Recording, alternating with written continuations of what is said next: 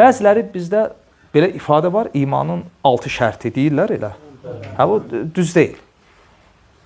İmanın 6 şərti, hətta şəri baxımdan da, məsələn, şərt əslində nədir? Şərt məşrutun çölündə olur. Şərt. Baxın, rukunla şərt arasında fərq nədir? Məsələn, biz deyirik ki, namazın şərtləri. Rukun. Məsələn, biz deyirik ki, namazın rukunları. Rukun. Nəyin rukunudursa, onun içindədir. Onun özəyidir. Şərt isə onun çölündədir. Məsələn, dəstəmaz namazın, məsələn, Fatihə surəsini oxumaq, namazın rukunudur, şərti. Namazın içindədir, çölündə. İçində.